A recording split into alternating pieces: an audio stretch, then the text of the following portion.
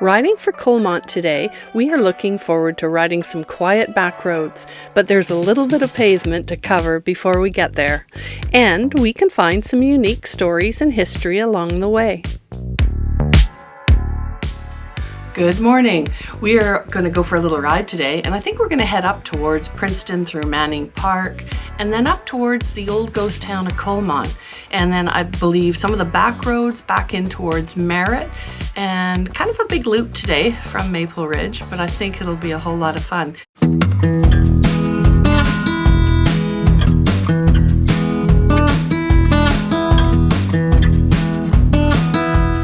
As we travel through Mission, it became widely known for the very first train robbery in Canada. And I'll talk a little bit more about that on our way back near the end of the video. A little further down the road is Desroches, a community named after Joseph Desroches, a French-Canadian settler from Quebec, who arrived in the area in the early 1880s. He initially used Nikomelin Island for wintering his cattle and later became a farmer, lending to this area's strong roots in farming and forestry. A fun little memory when my dad was coming back from a fishing trip in the interior. He walked into the store and he unexpectedly met a very inviting man named Sylvester Stallone, who had been filming in the Hope area on Rambo First Blood.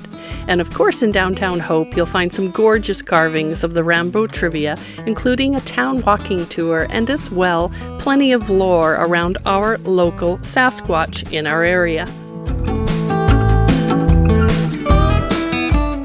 The Hope-Princeton Highway was once part of the original Dewdney Trail, once walked by pack teams seeking fortune in BC's interior. It was built between 1860 and 1865, which was a British route through southern BC from Hope to Fort Steele. Its primary purpose was to secure British control of the region and prevent American influence, particularly after the gold discoveries at Wild Horse Creek and Rock Creek. Leaving Princeton, a mining town born in the 1800s and was powered by copper, gold, and coal, it served as a supply hub for miners heading north, and today it is the last stop as we turn towards Coalmont and Granite Creek. Before coal, there was gold, and in 1885, Granite Creek exploded with gold fever. Miners from across the continent rushed to these hills, building a boomtown with 200 buildings almost overnight. In 1911, Coalmont was established by the Columbia Coal and Coke Company. The town was built to serve the nearby coal seams on the Fraser Gulch and was named for the mountain of coal behind it.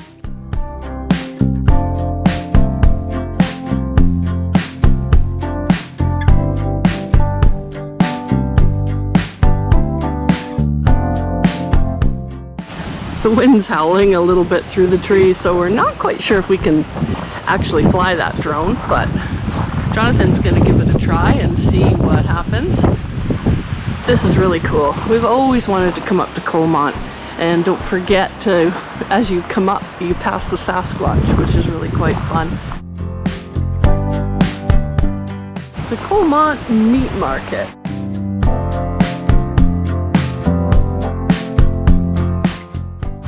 Always love how BC towns have so much mining history right on our back door. By 1912, this town had essential infrastructure, a general store, church, hotel, school, and a railway link to the Kettle Valley line. Not far above Coalmont lay Blackburn, connected by a dramatic aerial tramway installed in 1920 to haul coal down the steep slope.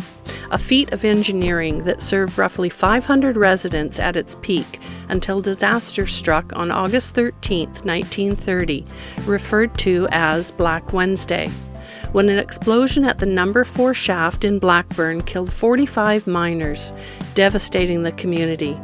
Post-disaster, the mine limped on until final closure in 1940. Coalmont lost electricity that same year and endured 25 years of life by kerosene lamps, generators, and ice from the nearby Otter Lake until grid power returned in 1965. Today, Coalmont remains inhabited, albeit small, around 85 permanent residents, with visible relics like the Coalmont Hotel, established in 1911 to 1912, the tramway, forest trail, and heritage buildings such as the General Store and Anglican Church. Our route skirts through Blackburn and into Tulameen, a peaceful lakeside town that once served as a supply point for mining camps. Here, we slow down and ride alongside the lake, where families swim and fish just a few yards from the trail beds of the old steam trains.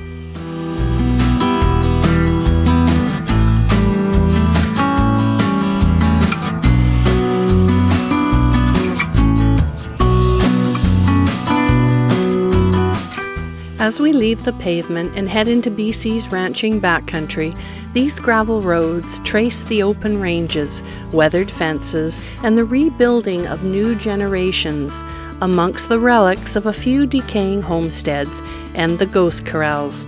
It is a window into the wild, resilient life that still thrives in BC's interior.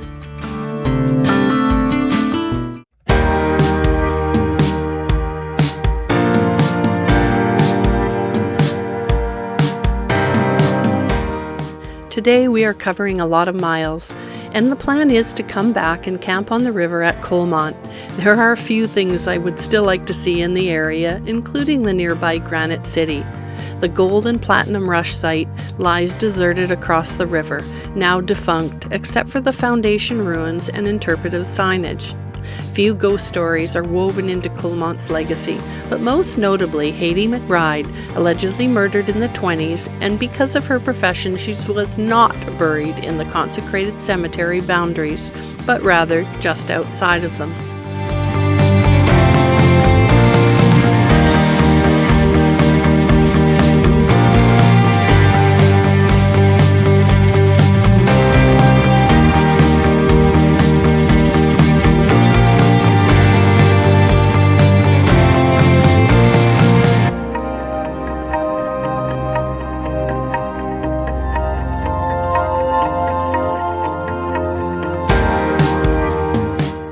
As we get back onto 5A, we pass through Aspen Grove with its highlands and hidden lakes, and as we connect with the Coquihalla Highway, and right there, standing in the tall grass, was a bull moose with his antlers growing in velvet. He was just beautiful.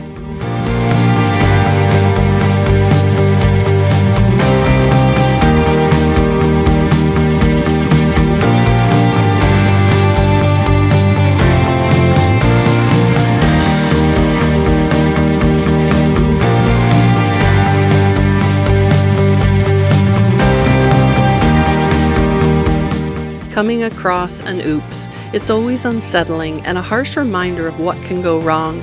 No assumptions needed when a twisty mountain road meets mistakes. And in this instance, the bike crossed the line and broadsided an oncoming vehicle.